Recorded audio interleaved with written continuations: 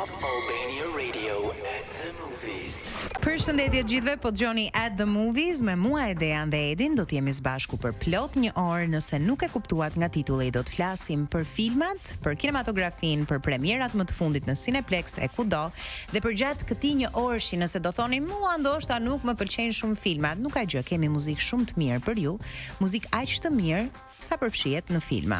Është një 60 minutësh joshjeje për të gjithë ata që ndoshta nuk janë shumë in në botën e filmave. Kemi dy premiera sot të Cineplex, premiera botërore të mëdha për të cilat kemi folur ditë të tëra dhe më në fund kanë ardhur ditët që ne ti shikojmë në ekranin e madh të kinemas dhe sigurisht në pjesën e dytë të programit unë dhe Edea kemi ato sugjerimet tona dhe ndonjë gjë pikante çfarë ka ndodhur nga bota e kinematografisë në tërësi. Bashkë me DJ XXL do të luajmë edhe kolonat zanore të filmave të cilat janë premier në Cineplex, por gjithashtu edhe filmat të cilët kemi folur përgjatë gjithë këtyre puntatave, numri i të cilëve nuk e di se sa filma, mendon. Edhe ne prapë kemi sugjerime.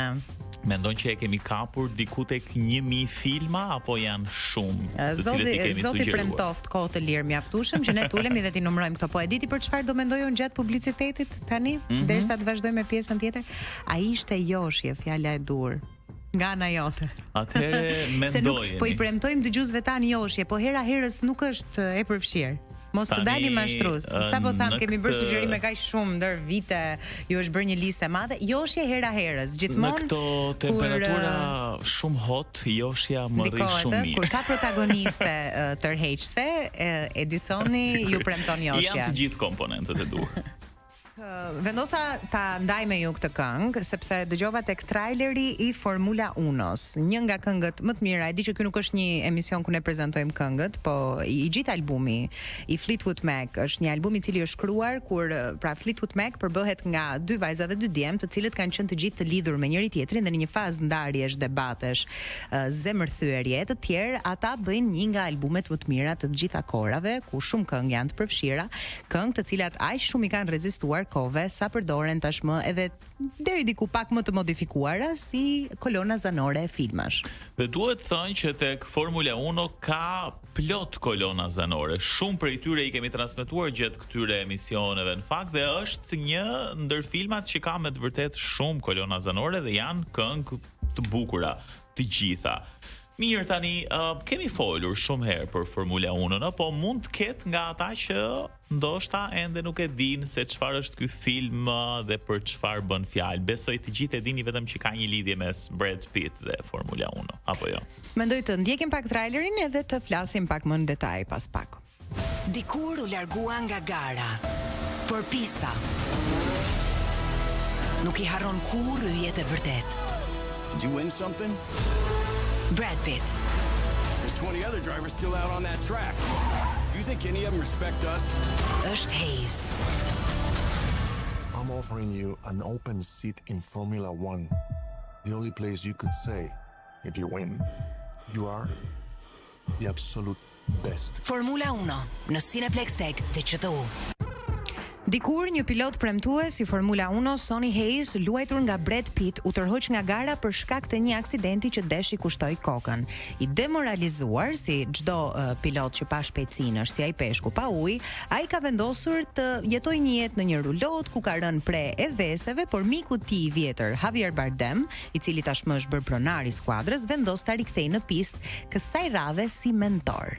Dhe në fakt Brad Pitt ka bërë namin këto ditë në të gjithë premierat e mundshme, edhe me një look të ri, më kujtoi kohën kur ka luajtur Miss and Mr. Smith me Angelina Jolie, sepse kishte qetur flokët pothuajse zero, ndërsa përveç aktorëve kryesor të katërtve që janë Brad Pitt, Kerry Condon, Damson Idris dhe Javier Bardem, pjesa tjetër janë të gjithë pilotët e Formula 1, sepse duhet të dini që filmi është xhiruar gjatë garave reale të Formula 1 në çmimin e madh të disa vendeve.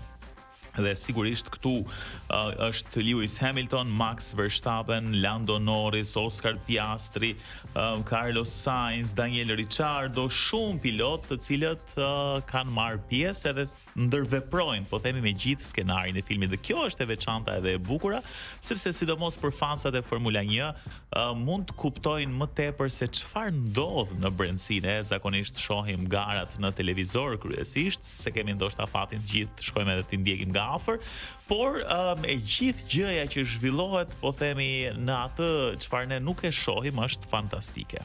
Edhe janë xhiruar gjithashtu në pistat reale, di që Brad Pitt është trajnuar intensivisht me makina specifike për t'ia marrë dorën dhe madje ka marrë edhe nga disa fjalë shumë të mira nga Lewis Hamilton.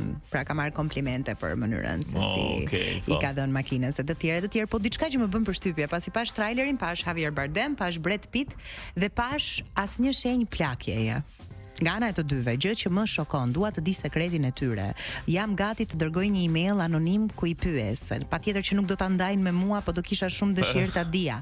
A është ajo si e ka ajo adrenomina, ç'është ajo gjaku i bebeve, a çfarë dreqin është që këta dy personazhe nuk plaken kurrë. Unë kam një lloj përgjigjeje, sepse Brad Pitt është një ndër aktorët e mi të preferuar. Tani kam përshtypjen që ka të bëjë edhe me kujdesin ndaj vetes. Pse? Sepse në momentin, në një periudhë 2-3 vjeçare kur Brad Pitt pati krizën me Angelina Jolie etj, domethënë u shndrua në një njeri që pothuajse nuk njihej, pra vërtet goxha i plakur, edhe për moshën që kishte. Kjo gjëja në pamje. Absolutisht. Dhe besoj, pasi kaluan ca kohë, vjen edhe shërimi emocional etj, dhe tani për shembull është në super form. Pra, janë gjenet, por mendoj që edhe kujdesi ndaj vetes ka të bëjë shumë. Unë mendoj që kujdesi ndaj vetes shkon deri diku. Pjesa tjetër mbetet mister. Po shikojmë edhe këto transformimet e personazheve të showbizit tani që po rinohen më shumë se ç'kanë qenë në pamje dhe në aparencë kur kanë qenë 20 vjeç. Kisha një kështu si, po e hedh kështu si teori konspirative që ndoshta Bredi ka zbuluar të njëjtin kirurg të Kris Jennerit, këtë gjë nuk e di, por meqense po flasim për njerëzit që nuk ndryshojnë ndër vite dhe që ndrojnë njësoj. Kalojmë pak tek Megan, që është një robot dhe kur nuk ndryshon, por kësaj radhe ndryshon. Okej. Ndjekim pak trailerin e Megan 2.0. Nga vrasëse Mrs. Forrester, we have a problem. We're hunting an autonomous android named Amelia. She was built using your design for Megan. në hero. How's this possible? You deleted it. Apparently you didn't. Let's get to work. Well, look who came out to play. I was programmed to protect Katie. The only question is, are you going to stand in my way? Kësaj radhe ajo do të shpëtoj ditën. Megan 2.0 në Cineplex Tech dhe QTU.